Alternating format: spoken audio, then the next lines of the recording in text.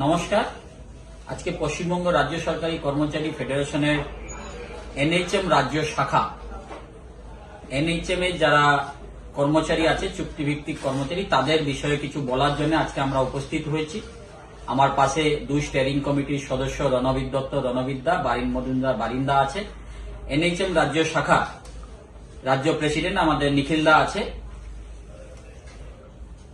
দীর্ঘদিন ধরে আমাদের এনএইচএম রাজ্য শাখা আমরা তৈরি করে দিয়েছিলাম 29/9/2024।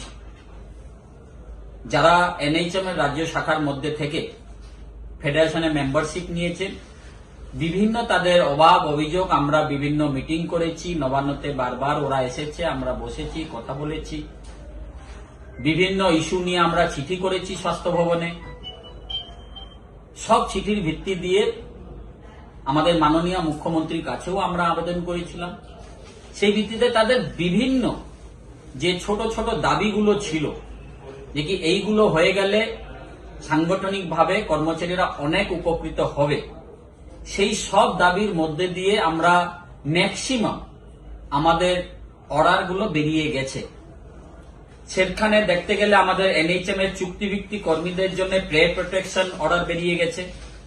এনএইচএম চুক্তিভিত্তিক কর্মচারীদের জন্য মেডিকেল লিভ যেটা ছিল দীর্ঘদিন, দিদিরা আসতেন, নিখিলদা বারবার বলতো, আমাদের স্বাস্থ্য ভবনের যারা স্বাস্থ্য রাজ্য শাখার নেতৃত্বরা আছেন তাদের সঙ্গে মিলিত হয়ে তারা কাজ করেছে, সেটাও বেরিয়ে গেছে। এনএইচএম কর্মীদের যে ট্রান্সফার গাইডলাইন্স বিভিন্ন জায়গায় যেটা অসুবিধা হয়েছিল, সেটাও একটা স্বচ্ছতাভাবে তার অর্ডার বেরিয়েছে। এনএইচএম কর্মীদের জন্য যৌথ ব্যাংকিং ও কর্মী কল্যাণমূলক সুবিধা প্রকল্প চালু করা হয়েছে।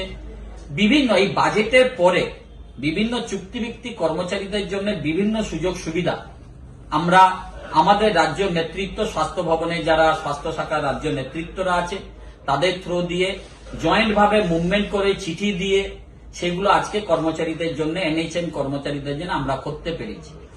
এর জন্য ধন্যবাদ জানাই আমাদের মাননীয় মুখ্যমন্ত্রীকে। উনি সকল স্তরের কর্মচারীদের জন্য, শুধু গভর্নমেন্ট এমপ্লয়িজ তা নয়, চুক্তিভিত্তিক কর্মচারীদের জন্য অনেক কিছু করেছে। অনেক চুক্তিভিত্তিক এখনো বাকি আছে, তাদের অনেক কিছু আরো বাকি আছে, কিন্তু আপনাদেরকে ভরসা ফেডারেশনের উপরে রাখতে হবে, আস্থা মামাটি মানুষ সরকারের উপরে রাখতে হবে, আস্থা আমাদের ভরসা, আস্থা ভালোবাসা আমাদের মাননীয় মুখ্যমন্ত্রীর উপরে রাখতে হবে। এনএইচএম এর আরো একটা দাবি আছে, যাতে 65 বছরের একটা সুনিশ্চিততা তাদের যাতে অর্ডার বেরোয়, তার জন্য আমরা মুভমেন্ট ফাইল চালু করা হয়েছে। বিভিন্ন রকমের আমরা এনএইচএম এর অনেক কেউ জায়গায় আছে, কিছু কিছু বিরোধিতা করার কেউ চেষ্টা করছে, কিন্তু আমরা তাদের উদ্দেশ্যে বলি, ট্রান্সফার গাইডলাইন্স বেরিয়েছে, আমরা চেষ্টা করব সবসময় সবকিছু স্বচ্ছভাবে সকলের নিয়ে, যাতে পরিষেবা যেভাবে এনএইচএম স্টাফরা দিচ্ছে, অক্লান্ত পরিশ্রম করছে, তাতে স্বচ্ছভাবে যাতে সকলেই মিলে আমরা মানুষের পরিষেবা দিতে পারি। আমরা পশ্চিমবঙ্গ রাজ্য সরকারি কর্মচারী ফেডারেশন বিভিন্ন আগে দেখেছেন, আমরা এখানে সব সিনিয়ররা আছে, বিভিন্ন জায়গায় আমরা যখন ফেডারেশনের অনেক কিছু বলার সুযোগ ছিল না, ফেডারেশনের নেতৃত্বের কাছে বলার সুযোগ ছিল না, কর্মচারীদের চুক্তিভিত্তিক কর্মচারীরা আসতে পারছিল না, কিন্তু আমরা সেই জায়গা খুলেছি। আমাদের কাছে বিভিন্ন চুক্তিভিত্তিক কর্মচারীরা তাদের অভাব অভিযোগ জানায়, বিভিন্নভাবে ফিনান্স থেকে হোক, নিজেদের দপ্তর থেকে হোক, তার ক্লিয়ারেন্স দিয়ে আমরা অর্ডারগুলো বের করছি। আরো অনেক চুক্তিভিত্তিক আছে, তাদের মনের মধ্যে ভাবছে যে কি এই ইলেকশন এসে গেল, আর মনে আমাদের কিছু হবে না, আমরা এতদিন পরে থাকলাম, এইসব ভাবার কোনো কারণ নেই। এই এনএইচএম যারা স্টাফরা আছে তারা দীর্ঘদিন লড়াই করেছে, তারা দীর্ঘদিন তারা বলেছে, কিন্তু তাদের তো হয়ে গেল। যারা চুক্তিভিত্তিক এখন আছে, যারা ভাবছে যে আমাদের কিছু হবে না, আমি তাদের উদ্দেশ্যে বলি, ভরসা মাননীয় মুখ্যমন্ত্রীর উপরে রাখতে হবে। অনেক চুক্তিভিত্তিক আছে, আমরা অনেক কিছু ভেবেছি যে কি 9008টা যাতে মডিফাই করা যায়, সেটার জন্য আমরা একটা প্রপোজাল তৈরি করেছি, আমরা সেটা সাবমিট করেছি। আমরা দেখেছি 192 অর্ডার হয়েছে, তার একটা প্যারালাল যদি কোনো একটা 192 অর্ডারের মতন বেরোয়, সেটাও আমরা ফেডারেশনের পক্ষ থেকে আমরা সুযোগ যেটা অ্যাপ্লাই করেছি, সেটা আমরা আমাদের সর্বোচ্চ জায়গায় জানিয়েছি। আমরা সকল স্তরের কর্মচারী নিয়ে ভাবি, আমাদের নেত্রী কখনো কাউকে বিভাজন করেন না। আপনারা দেখেছেন বিভিন্ন রকমের মঞ্চ বেরিয়ে এখন বিভিন্ন চুক্তিভিত্তিক কর্মচারীকে বলছে তোমাদের স্থায়ীকরণ করে দেবো, তোমাদের এই করে দেবো। আপনারা বিভ্রান্ত হবেন না, এরা আপনাদেরকে মাথা খারাপ করছে আপনাদের যে যে অসুবিধাকে এরা সুবিধা নেওয়ার চেষ্টা করছে। এই অভাব অভিযোগ যদি কেউ সলভ করতে পারে, এইগুলো একমাত্র ফেডারেশন ব্যানারেই হচ্ছে আপনাদের প্রবলেম সলভ করতে পারবে। আর আমরা করছি, আপনারা বিভিন্ন স্তরে দেখুন, আমরা বিভিন্ন অর্ডার বের করেছি, বিভিন্ন চুক্তিভিত্তিক কর্মচারীদের জন্য কাজ করেছি। বিভিন্ন জায়গায় এখনো আছে যারা তারা ভাবছে যে আমাদের মনে হয় কিছু হবে না, আমাদের কিছু হলো না। না, অনেক কিছু হয়েছে। হ্যাঁ, একটা এত বড় পরিবার, এখানে সবকিছু একসঙ্গে হতে পারিনি, কিন্তু আমরা দৃঢ় বিশ্বাস, আমরা যাদেরকে যা যা কথা দিয়েছি, আমরা ফেডারেশনের পক্ষ থেকে যাদের পাশে দাঁড়িয়েছি, তাদের নিশ্চিতভাবে এই এনএইচএম স্টাফদের যারা আছে তাদের পাশেও তো আমরা দাঁড়িয়েছিলাম, তাদেরকে আশ্বস্ত করেছিলাম নিশ্চয়ই আপনাদের যে রুলস এর মধ্যে আছে বেরোবে।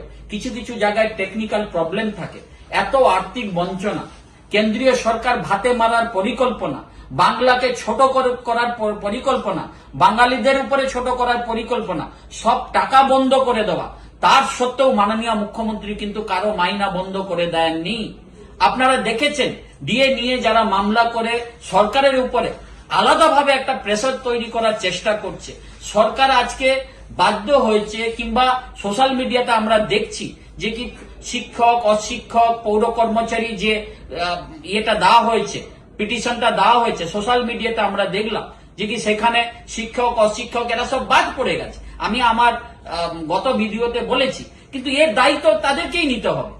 এই 4% ডিএ যে দিয়েছেন, সেখানে তো মাননীয় মুখ্যমন্ত্রী সেখানে আমাদের শিক্ষক অশিক্ষক পৌর কর্মচারী যারা যারা প্যারাস্টাটালে আছে তাদের জন্য দিচ্ছেন।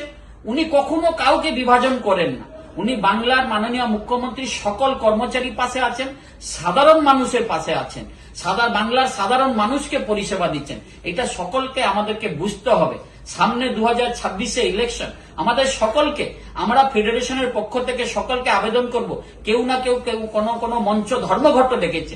কিসের ধর্মঘট, কিসের জন্য ধর্মঘট? ডিএর বাইরে আর কি আছে বলার জন্য? কিছু বলার নেই। আমাদের মাননীয় মুখ্যমন্ত্রী বিভিন্ন ক্যাডারকে ধরে ধরে সাজাচ্ছেন, বিভিন্ন চুক্তিভিত্তিক কর্মচারীদের জন্য বিভিন্ন কিছু করে দিচ্ছেন। আশা অঙ্গনবাড়ি কর্মচারীদের জন্য করে দিলেন, এনএইচএম এর বেরিয়ে গেল, বিভিন্ন আরো যারা আমাদের স্টাফরা আছে চুক্তিভিত্তিক, তাদের নিশ্চয়ই আমরা আগামী দিন করব।